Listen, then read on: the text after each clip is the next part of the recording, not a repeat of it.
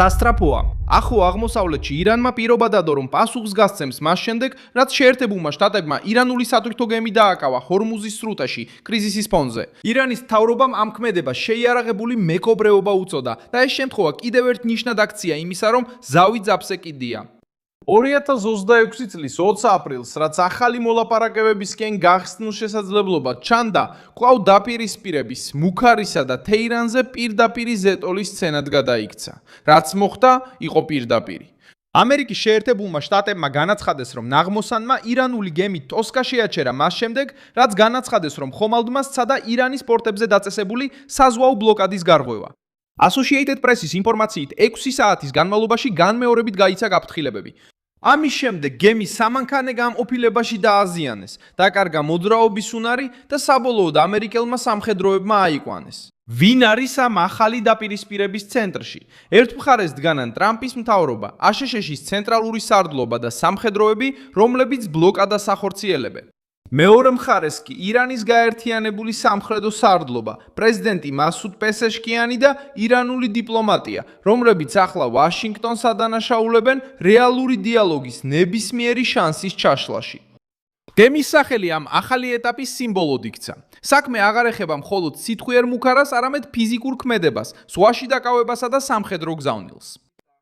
როდის და სად ეს მოხდა, ასევე ხსნის კრიზისის მასშტაბს. დაკავება კვირას მოხდა ომანის ყურის რეგიონში, რომელიც ჰორმუზის სრუტეს უკავშირდება, რაც მსოფლიო ნავთობისთვის სასიცოცხლო მარშრუტია და სწორედ აქ არის ყველაზე სერიოზული საკითხი. რადგან შეერთებულმა შტატებმა გასული კვირიდან ირანის პორტებზე ბლოკადა დააწესა, ხოლო ირანმა კვლავ დაიწყო რეგიონში ნავიგაციის შეზღუდვა. ვაშინგტონი აცხადებს, რომ სატვირთო გემმა სცადა ამ ბარიერის გარღვევა. თეირანი პასუხობს, რომ გემი ჩინეთიდან მოდიოდა და რომ შეჩერება არალეგალური იყო.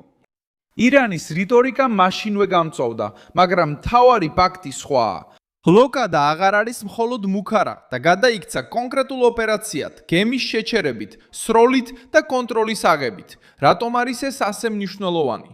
იმიტომ რომ ჰორმუზის სრუტეზე ჩვეულებრივ გადის მსოფლიო ნავთობის ვაჭრობის დაახლოებით მეხუთედი, ასევე გაზს, სასუქებსა და სტრატეგიულ ტვირთებს.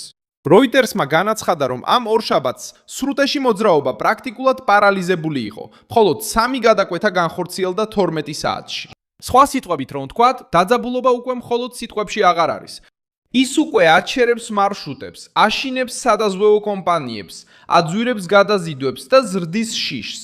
ბაზარმა ეს მესიჯი გაიგო. იმავე დროს Reutersმა გაავრცელა ინფორმაცია, რომ ბრენტის ნავთობის ბარელი 4.8%-ით გაიზარდა. ეს მოხდა იმიტომ, რომ ინვესტორებმა დაიწყეს შიში ცეცხლის შეწყვეტის ჩაშლისა და თავდასხმების, შურისძიებებისა და ბლოკადების ახალი ეტაპის დაწყების გამო. ამავე დროს დიპლომატია შევიდა გაურკვეველ ზონაში.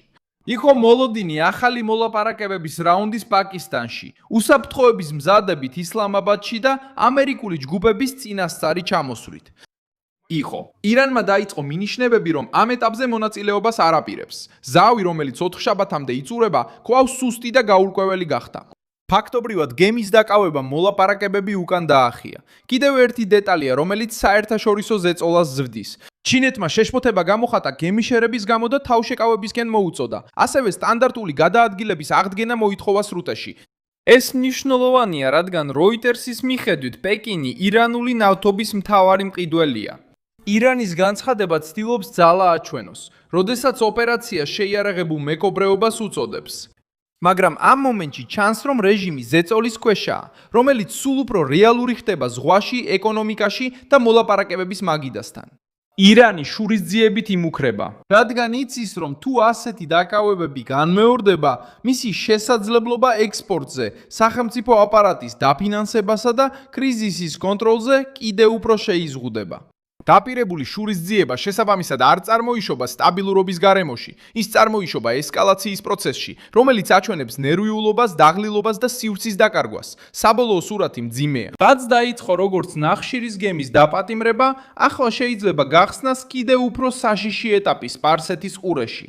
ირანი შურისძიებას პირდება. შეერთებული შტატები ინარჩუნებს ზეწოლას და ჰორმუზის სრუტე კვლავ რჩება დავის ცენტრში, რომელიც ენერგიას, ვაჭრობასა და სამხედრო ძალას ეხება. ეს არის კონკრეტული ქმედება ზღვაში, რომელსაც მყისიერი გავლენა აქვს რეგიონის ატმოსფეროზე და საერთაშორისო ბაზარზე. ეხლა კითხვა ისაა, როგორ მოახდენს რეაგირებას თეირანი. და ეს პასუხი მნიშვნელოვანია, რადგან ნებისმიერი ახალი თავდასხმა, ჩაჭრა ან ბლოკადის გარღვევის მცდელობა შეიძლება კრიზისის სხვა დონეზე გადაიყვანოს. ირანი იყენებს ტერმინს შეიარაღებული მეკობრეობა, რათა ეს ეპიზოდი პოლიტიკურ დროშად აქციოს. მაგრამ ფაქტია, რომ დაპატიმრებამ სისუსტე გამოავლინა, გაზარდა ზეწოლა და აჩვენა, რომ დაპირისპირება უფრო რთულ ფაზაში შევიდა.